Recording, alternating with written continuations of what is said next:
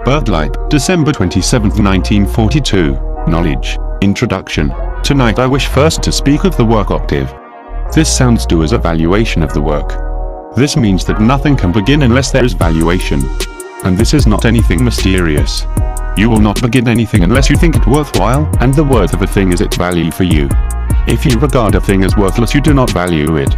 Now this note do is not necessarily sounded just when you come in contact with the work. It may be. That is, when you hear the ideas of the work, they may fall on some ready prepared place in you, that is, on magnetic center. You may feel that here is what you have wanted. This valuation is due to the action of the kind of magnetic center in you. And in different people magnetic center is different, but it lies in emotional parts of centers, that is, it lies in the places where you feel worth, where you feel valuation, for valuation is emotional. But this, so to speak, first love will not last. It may be a very beautiful feeling, yet it passes away, having fulfilled its task, and you are left to the task of revaluation. For magnetic center may bring a person into the work, but it will not keep him in it. No doubt everyone has known the first feelings of love, those extraordinary and unearthly feelings that come in early life, which are not physical, but rather devotional, and which seem to be touched by influences coming from the higher emotional center. And then, later, comes quite a different task, that of practical relationship. It is just the same in regard to the work, and I have often thought that we repeat the history of our life of love in the work itself.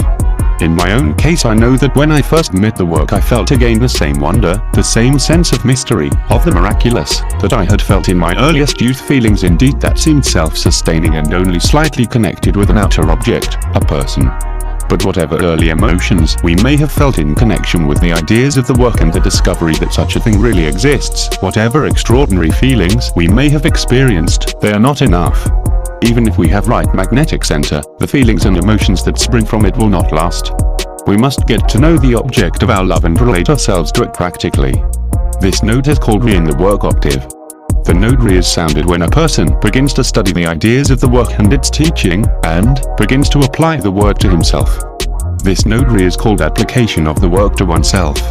And if the note Do, sounded first by magnetic center, does not change its quality, but remains simply as a feeling of the miraculous, the note Re will not sound strongly.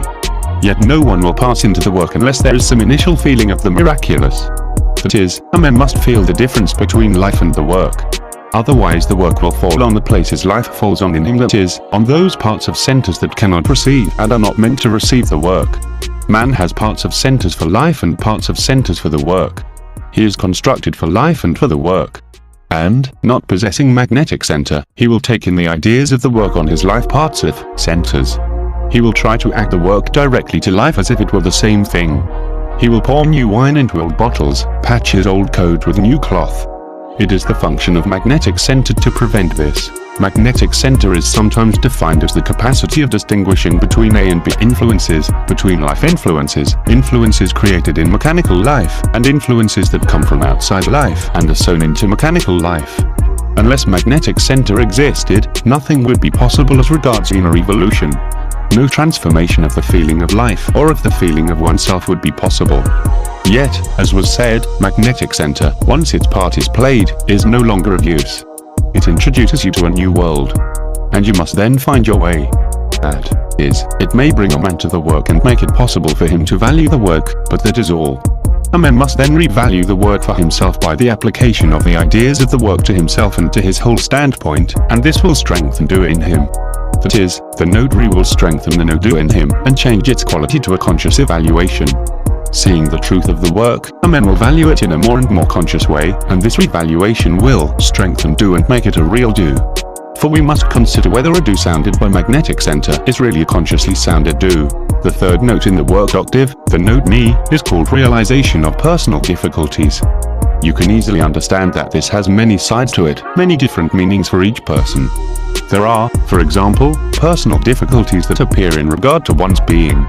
And there are personal difficulties connected with one's knowledge, that is, in accepting certain sides of the work as knowledge. For there are many strange ideas that relate to the knowledge side of the work, ideas that we have heard many times, but have not yet begun to acknowledge. In this work we have to think in a new way. And this is possible only through new knowledge, for you will always think in the same way unless you have new knowledge. New thinking demands new knowledge, but new knowledge will not make you think in a new way unless it is acknowledged. Yet, you must be able to think in a new way, for otherwise you will never see your life and never see the meaning of the work. Work on knowledge is as difficult as work on being. And it is even more difficult. All this belongs to realization of personal difficulties. Note me, there are many difficult things said in the work. This means that many things are said that strike against our usual forms of knowledge. You will meet with this in every form of esoteric teaching. For instance, Christ many times said to his disciples, "If you can bear it." And this means that great knowledge about man and his situation on earth and his possibilities is not something that you can take in an everyday way, or join up with ordinary knowledge, or think about as being foolish, because it does not correspond with your opinion. Great knowledge demands great sacrifice and a long struggle with oneself. Now tonight I want to give you the work teaching on knowledge itself, which is not at all easy to accept and must be thought of for a long time to become part of one's mind. Knowledge. Mr. Ouspensky is speaking. During one conversation with G in our group, which was beginning to become permanent, I asked, why, if ancient knowledge has been preserved and if, speaking in general, there always existed a knowledge distinct from our science and philosophy or even surpassing it, is it so carefully concealed? Why is it not made common property? Why are the men who possess this special knowledge unwilling to let it pass into general circulation, for the sake of a better and more successful struggle with deceit, evil and ignorance? This is, I think, a question which usually arises in everyone's mind on first acquaintance with the ideas of esotericism. There are two answers to that, said G. In the first place, this knowledge is not concealed, and in the second place it cannot, from its very nature, become common property. We will consider the second of these statements first. I will prove to you afterwards that knowledge, he emphasized the word, is far more accessible to those capable of assimilating it than is usually supposed, and that the whole trouble is that people either do not want it or cannot receive it. But first of all, another thing must be understood, namely, that knowledge cannot belong to all, cannot even belong to many. Such is the law. You do not understand this, because you do not understand that knowledge, like everything else in the world, is material. It is material, and this means that it possesses all the characteristics of materiality. One of the first characteristics of materiality is that matter in a given place and under given conditions is limited. Even the sand of the desert and the water of the sea is a definite and unchangeable quantity. So that, if knowledge is material, then it means that there is a definite quantity of it at a given time. It may be said that, in the course of a certain period of time, say a century, humanity has a definite amount of knowledge at its disposal. But we know, even from an ordinary observation of life, that the matter of knowledge possesses entirely different qualities according to whether it is taken in small or large quantities. Taken in a large quantity in a given place, that is, by one man, let us say, or by a small group of men, it produces very good results. Taken in a small quantity, that is, by every one of a large number of people, it gives no results at all, or it may give even negative results, contrary to those expected. Thus, if a certain definite quantity of knowledge is distributed among millions of people, each individual will receive very little, and this small amount of knowledge will change nothing either in his life or in his understanding of things. And however large the number of people who receive this small amount of knowledge, it will change nothing in their lives, except, perhaps, to make them still more difficult. But if, on the contrary, large quantities of knowledge are concentrated in a small number of people, then this knowledge will give very great results. From this point of view, it is far more advantageous that knowledge should be preserved among a small number of people and not dispersed among the masses. If we take a certain quantity of gold and decide to gild a number of objects with it, we must know, or calculate, exactly what number of objects can be gilded with this quantity of gold.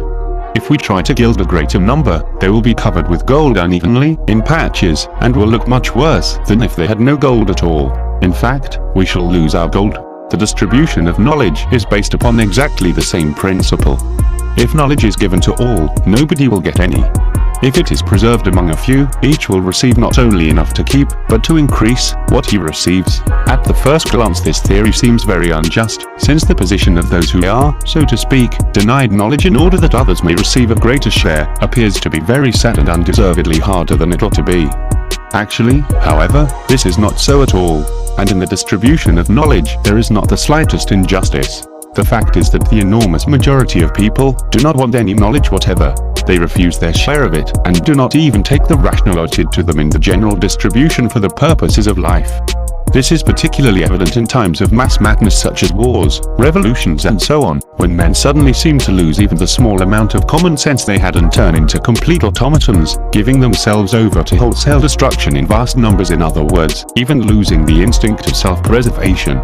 Owing to this, enormous quantities of knowledge remain, so to speak, unclaimed and can be distributed among those who realize its value. There is nothing unjust in this, because those who receive knowledge take nothing that belongs to others, deprive others of nothing. They take only what others have rejected as useless, and what would in any case be lost if they did not take it. The collecting of knowledge by some depends upon the rejection of knowledge by others. There are periods in the life of humanity, which generally coincide with the beginning of the fall of cultures and civilizations, when the masses irretrievably lose their reason and begin to destroy everything that has been created by centuries and millenniums of culture. Such periods of mass madness, often coinciding with geological cataclysms, climatic changes and similar phenomena of a planetary character, release a very great quantity of the matter of knowledge. This, in its turn, necessitates the work of collecting this matter of knowledge which would otherwise be lost. Thus the work of collecting scattered matter of knowledge frequently coincides with the beginning of the destruction and fall of cultures and civilizations. This aspect of the question is clear. The crowd neither wants nor seeks knowledge, and the leaders of the crowd, in their own interests, try to strengthen its fear and dislike of everything new and unknown. The slavery in which mankind lives is based upon this fear. It is even difficult to imagine all the horror of this slavery. We do not understand what people are losing.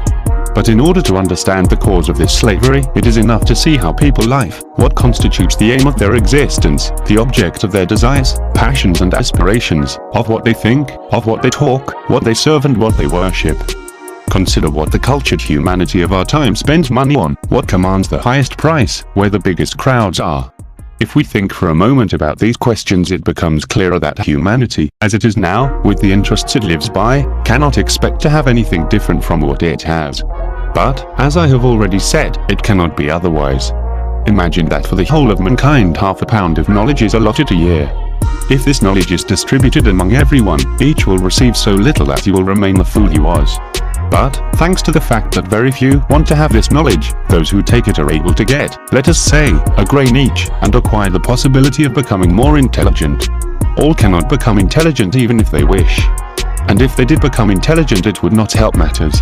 There exists a general equilibrium which cannot be upset. That is one aspect. The other, as I have already said, consists in the fact that no one is concealing anything.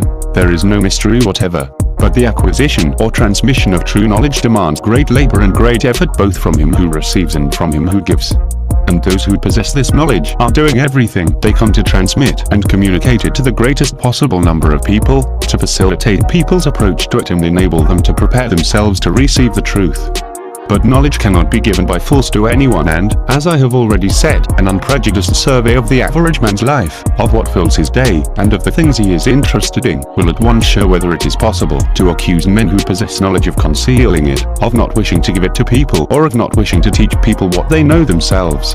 He who wants knowledge must himself make the initial effort to find the source of knowledge and to approach it, taking advantage of the help and indications which are given to all, but which people as a rule do not want to see or recognize.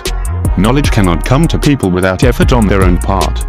They understand this very well in connection with ordinary knowledge, but in the case of great knowledge, when they admit the possibility of its existence, they find it possible to expect something different. Everyone knows very well that if, for instance, a man wants to learn Chinese, it will take several years of intense work. Everyone knows that 5 years are needed to grasp the principles of medicine, and perhaps twice as many years for the study of painting or music. And yet there are theories which affirm that knowledge can come to people without any effort on their part, that they can acquire it even in sleep. The very existence of such theories constitutes an additional explanation of why knowledge cannot come to people. At the same time, it is essential to understand that man's independent effort to attain anything in this direction can also give no results. A man can only attain knowledge with the help of those who possess it. This must be understood from the very beginning. One must learn from him who knows.